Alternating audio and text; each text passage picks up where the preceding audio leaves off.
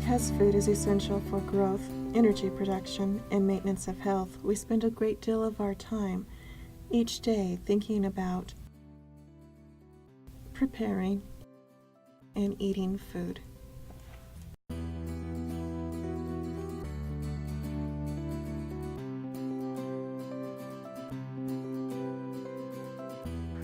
I wanted to become a raw food chef because I found the food that was available was a little boring. And if I'm going to maintain this diet, I'm going to have to do something to enjoy the food. Food is a very powerful tool. I mean, every major business deal, even most decisions in someone's own family are done and decided around your family dinner table. Everyone is on the search for fantastic food.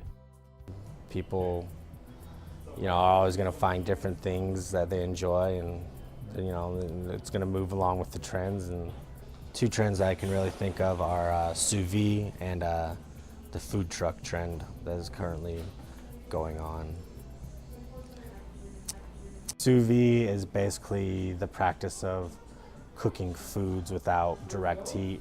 You take a product and you vacuum seal it. You can vacuum seal it with herbs, with oils, with whatever you want, and then you cook. You take that vacuum sealed pouch and you put it in controlled temperature water, and the water will cook the item. So the item will have the appearance of not being cooked, even though it has been cooked to the proper temperatures, and then it also gets all the flavor that has been imparted into the vacuum sealing of it.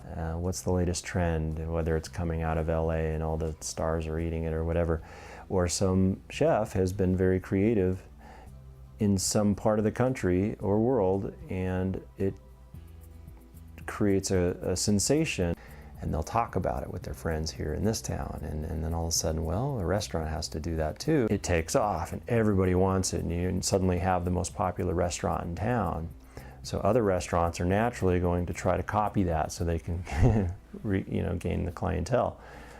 So trends spread all over the place that way, and they'll last for years at times, or sometimes they don't last very long at all. Some of the best restaurants in the world are actually underground restaurants. There's one in Paris that's been open about 12 years. It's probably hailed as the best restaurant, but it's only open by being invited to come. It's an underground restaurant. All the way to New York, Chicago, LA, and now Salt Lake City has these underground restaurants. The trends have affected the way we do service at our carts. We have our sausages are made in Utah.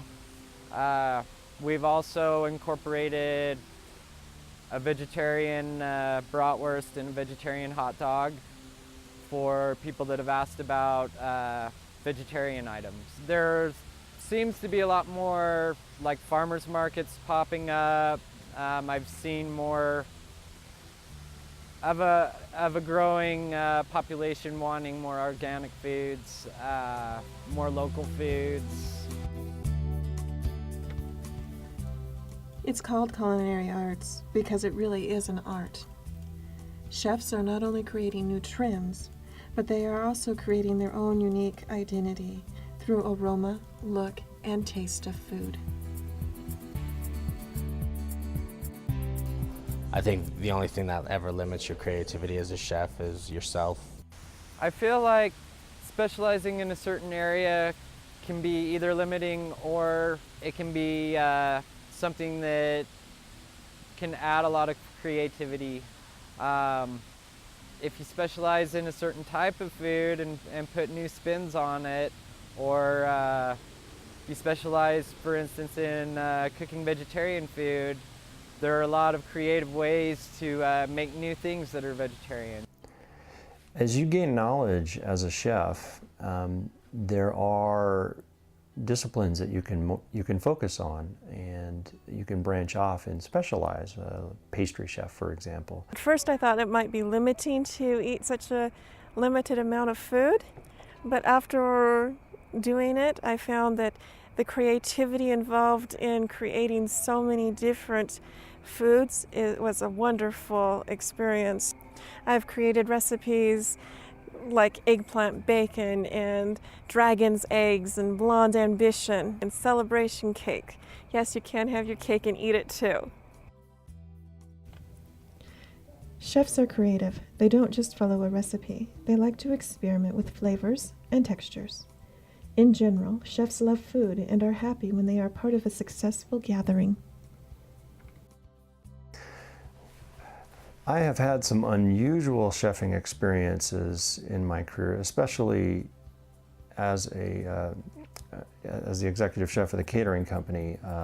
One event in particular, I created a cooking contest. I broke them up into 6 teams and provided them, each team, with a country, a menu item that they had an hour and a half to produce, and I gave them the equipment and ingredients they would need, including an instruction sheet on how to create the dish.